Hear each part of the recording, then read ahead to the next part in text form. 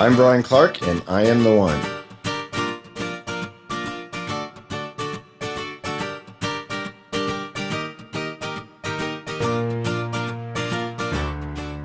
Welcome to episode 2 of I Am the One, a show that features entrepreneurs who decided that they were going to be the ones to make life better for the people that they serve.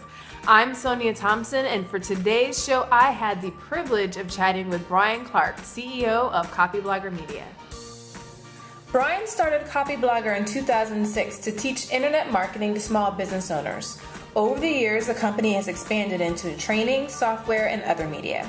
With their top-notch content, products, and conferences, the Copyblogger Media team has acquired a massive audience of raving fans that buys more than 8 figures worth of their stuff. Not too shabby, so take out your notebook because Brian's got lots to teach you about how to succeed with your own business. Here's Brian.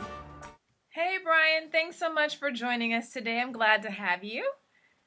I'm glad to be here. Thank you. Awesome. Well, let's go ahead and jump right in. I wanted to just chat with you briefly about your experiences as an entrepreneur. Now, of course, you're the head of Copyblogger Media, but I've heard you mention several times that you are unemployable. Can you talk a little bit about what made you unemployable and give us a little bit about the experiences you had with your first businesses that you started? Well, I guess 16 years later, it's because I haven't had a job or a boss in 16 years. So that is a big part of why I use that word. But even back then, I started as an attorney. I certainly didn't like the practice of law much, and I think that's valid.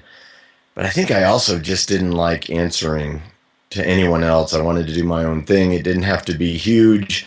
It just had to be within my own control. When I first started, I was really focused on writing as a way to make a living, and it turned out that I was more of an entrepreneur than I thought. I was really interested in starting businesses, but as you know, writing kind of stayed with that the entire time. So it's really a win-win for me, I guess. And what was that first business that you started? Was it something writing related as well?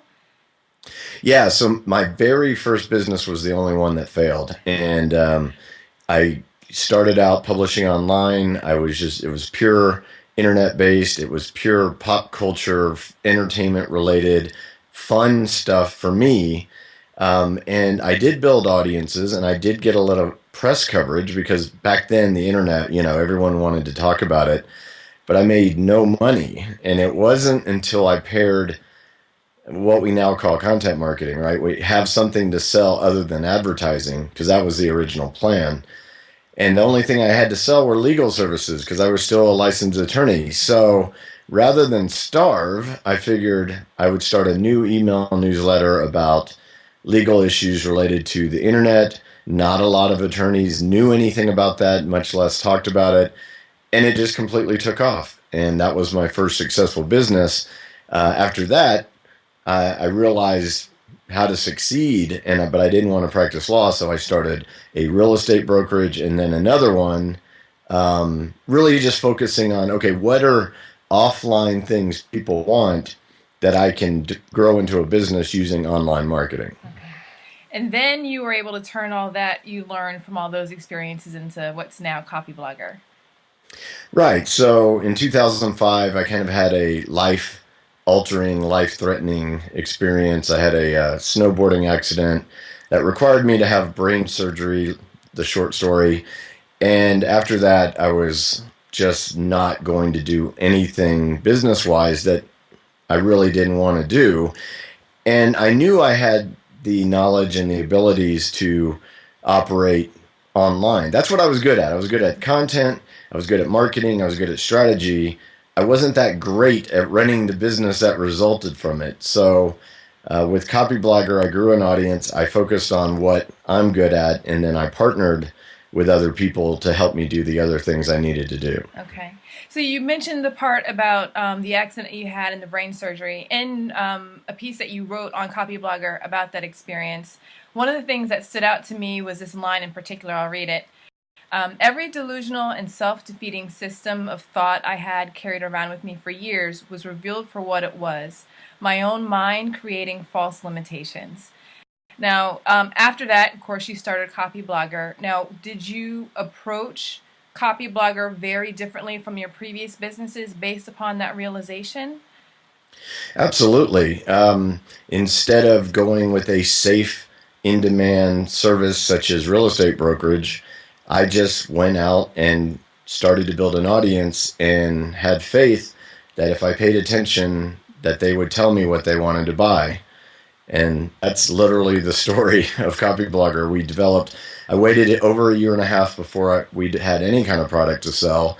And then we built or created what the audience wanted. And then that's what got us into software and the whole WordPress space. And it's just really continued to grow from there. I'm so glad that you did. I'm a happy, proud customer of Copyblogger for years. And so the things that you guys have produced have done wonders for me. What made you decide that you were going to be the one? You've had the experience, you enjoyed content marketing, but what made you decide that you were going to be the one to fill the need that was existing in the marketplace? Well, when I originally started Copyblogger, as far as I know, the phrase content marketing didn't exist. That didn't really start becoming the terminology until 2008. And I think all of us reluctantly, adopted it because it's not the greatest term, but no one's thought of a better one, right? So, but what I did know in 2005 going into 2006 was that this entire pro blogging or commercial blogging movement was starting to gain steam, and yet people were struggling with content creation, number one, and then they were struggling with how do you turn that into a business. And those were two things I had figured out, even though I did it on accident and just trial and error, in 1999. But there were two principles there that I had taught myself copywriting once I kind of figured out that content is a way to attract people to sell stuff, not advertising, right? And the other thing, of course, I figured out was that you sell stuff, not advertising. So applying copywriting techniques to content, like better headlines, the way you structure your post to be read, these principles of engagement that are part of copywriting, I was the first one to kind of teach that as applied to blogging, hence the name Copyblogger. And then the other thing, of course, was, look, business blogging, you're selling products and services. You really are going to have a hard time trying to build a business off advertising. And I think 9 years later, everyone realizes, wow, online advertising is hard. Even the ones that get huge amounts of traffic struggle with it. So it was the right thing at the right time. So yeah, I was very fortunate to have floundered around and figured this stuff out earlier. That's part of the process, huh? Now, Yep. recently, you've started a new venture that's completely unrelated from content marketing and software with Further.net. With all the things that you have going on as CEO of Copyblogger Media, what made you decide to turn your attention to something that's totally different and in a new field? And go ahead and tell us a little bit about Further.net as well. Yeah. So to answer your initial question, I guess insanity might be the reason. No. So all this time, I've never had a personal blog, and I've always kept it really focused about Copyblogger, the brand, helping the audience, and then creating things that help our customers. Intensely focused on that. And, I'm still obviously leading the company. We're getting more ambitious, not less.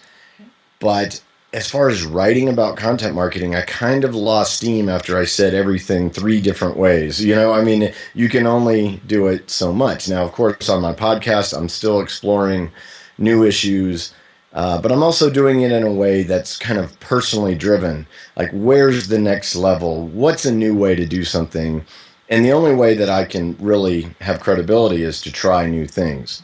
So on one hand, Further.net is just my version of a personal project. It's not designed at this point to make any money. It doesn't sell anything. I just want to write, and these are the things I'm interested in. The reason why I took a curation approach, or really linking to other pieces of content and other ideas and stuff like that, is I'm not trying to be the authority figure here. I'm just learning and sharing. It's kind of like we're going on the journey together, and I really love that because there's no pressure and it's fun and I enjoy doing it. At the same time, a lot of people are interested in content curation. So it does relate to the day job and to the Rainmaker platform, which it's built on, all that good stuff. But other than that, I just love doing it. It's a blast. That's awesome.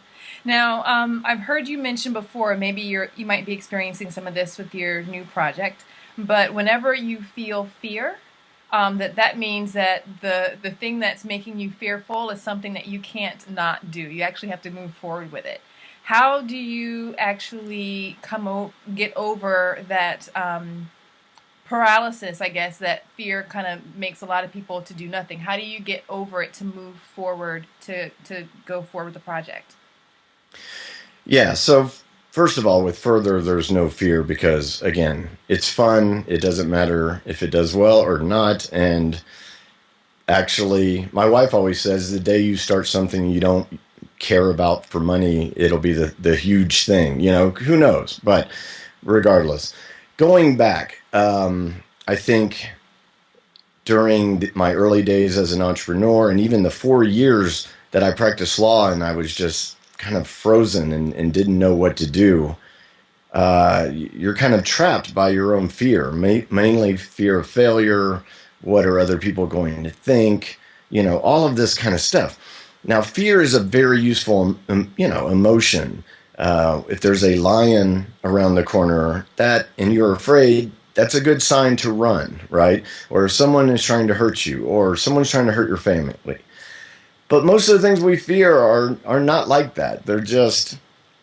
They're not really true things that can harm us physically or endanger our lives or something like that. And yet we have the same exact response, that paralyzing fear and anxiety about it. So I guess part of my development over time is when I feel that, and it's not a lion or someone trying to beat me up or something like that, then I need to conquer that because the consequences of being afraid or the worst thing that can happen it's generally not that bad.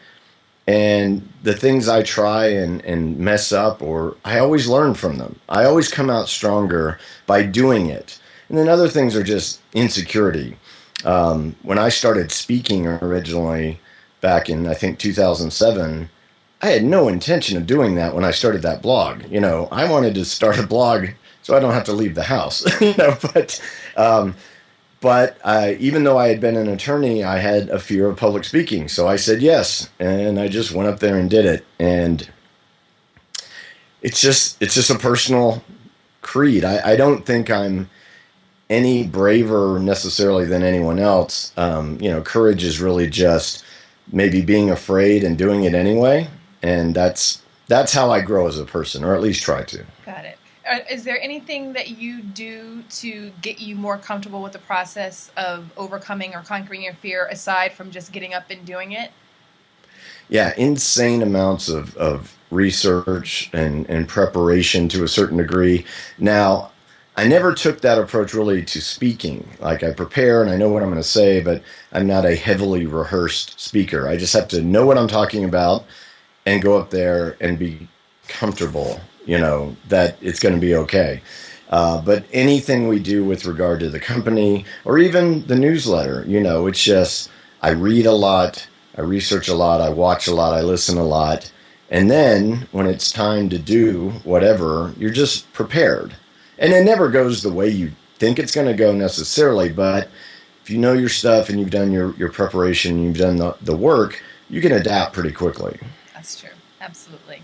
Now, through all your years of experience running businesses, starting new ones, starting new projects, what has been your biggest lesson learned? If you can boil it down to one. Yeah, I mean, from the beginning, it's what's in it for other people. No matter how much you want to succeed or how much you think something is cool, you're either going to live or die on that by whether you are meeting the needs or satisfying the desires or solving the problems of people out there. And that can be your content, that can be your products and services. And it's just a hard lesson for some people to learn because we have this we hear the stories about things like Twitter, which is who knew that would work? The thing is, they didn't know it was going to work. They were all, experienced entrepreneurs. They got funding. People would listen to what they would say, and it just happened to work. Or Instagram, no, it makes no money, and it gets bought for $1 billion. That's not reality, though. Reality of most businesses, 99.9% of them, are not those stories. It's simple hard work, understanding what people want and giving it to them in a new way that feels unique and human, I guess, is probably the biggest difference these days. All right. That's true. And I guess that's probably what a lot of people struggle with as they're working with entrepreneurship. They feel like they need to take a lot of safe routes, but that's probably what makes them most invisible, or what makes it the biggest challenge for them, is they're doing the same things that everybody else is doing. Yeah, that's the flip side of it. Just because you're satisfying an existing need or desire doesn't mean you don't have to be unique and differentiate yourself some way. That's marketing 101, and that's the thing people forget. And instead of being themselves, they try to speak in this bland, safe way like a corporation, and that's what the corporations are struggling with. Why would you mimic them? As small business owners and entrepreneurs, sometimes us is the key differentiator. It's what makes us stand apart, even though we're talking about the same stuff, or maybe we're providing a similar service. No one can replicate you. And unless you're just a horrible person, which some people probably need to maybe get a different front person, but in most cases, no, not at all.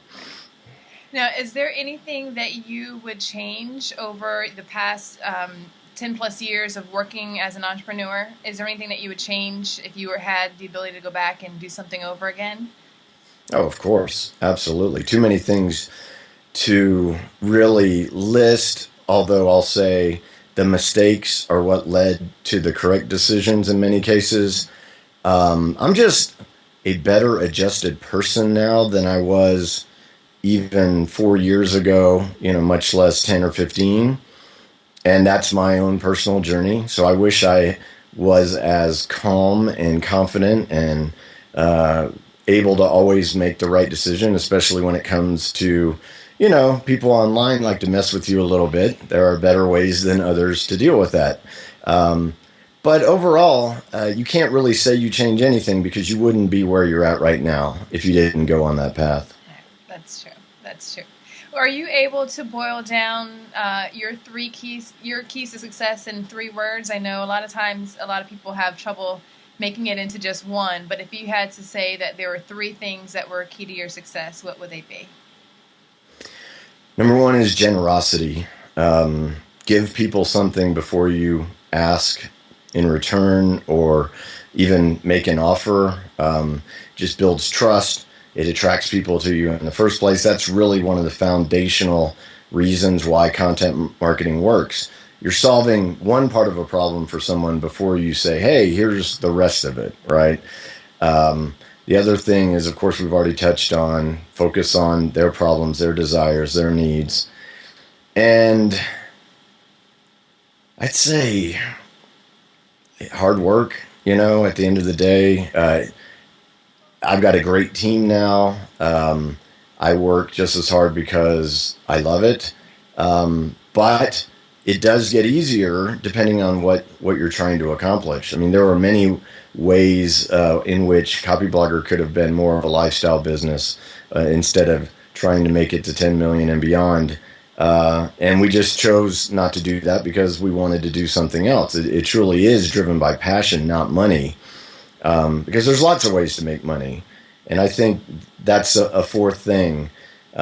Anyone, I guess, can fake it and make it, but if you really care and you can make that match up, and you do the work anyway, but it just so happens that people pay you money to do that work, then that's a total win. Absolutely it is. Now, what can we expect to see from you and Copyblogger Media or Further.net in the future? Well, with Further, I've got some plans that I've already kind of revealed on the Rainmaker podcast that I do every week. For Copyblogger, we've got really big plans. A lot of them are centered around the Rainmaker platform that was released last year. That's the all-in-one hosted website and soon to be marketing automation platform. We just launched the pilot of a reseller program for that. So designers, content creators, consultants can take that website development headache out of it by using Rainmaker. We're actually turning Rainmaker.fm, which is the name of my podcast right now. That's a bigger thing. That's actually going to be a podcast network. So we're primarily known for Copyblogger, teaching people how to write, text heavy, copywriting heavy. And to grow the audience further, we need to build another authority site. And this one built on audio, which, as you know, really took off last year. But it's really an amazing format, even for people who prefer to read, because you can't read while you're working out at the gym. You know, you can't watch video while you're driving a car. But audio is this on-demand, portable. It's really perfect for educating busy business people. And so we think that that's our path forward. Of course, Copyblogger will keep growing and chugging along, but it's time to have another format. As you and I are sitting here talking right now, you know, many people are going to be able to listen to this while they're doing something else, on the go, what have you. So we see that as a big thing for 2015 for us. Oh, that sounds very cool. I'm excited to see all the new things that you guys have coming out on there. It's going to be very helpful. Cool. If I could have one more little bonus question for you. Actually, before we do that, any other last parting words for entrepreneurs who are working on their business now or who are thinking about starting one? I just say, do your homework. Think about the problem that you're solving for someone really, really hard, but you've got to stop at some point and do it. You know, I mean, you'll hear people say, well, just try something. And then people are completely unprepared. You know, you have to do your upfront work. You have to do your research. You have to understand what you're trying to accomplish.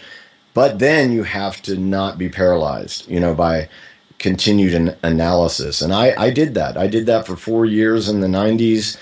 And that's one thing I've kind of shaken off. I think things through a crazy amount. But once I decide, it's either no or yes. And if it's yes, we're all over it. Full steam ahead. That's cool. Absolutely. So going back to that bonus question, I always think that what people listen to, their music choices, tells a lot about them. If we were to find you at a karaoke night, what song would we most likely be seeing you up there doing? That's a trick question. We actually, we just had our company meeting, so we're about 50 people, but we're all over the place. US, Canada, Brazil, Europe. But we always get together at least once a year in one place, which is always a lot of fun. And we always have karaoke night. So I refused to participate in karaoke, although some of our people have some talent. Let me tell you, I was not aware. But that is a hard question, because I am almost a snob on the range of musical taste that I have. Like when I was in the 80s, when I grew up, I listened to everything from R&B to early rap to goth punk, you know, what was called alternative. If it wasn't top 40, I was listening to it, right?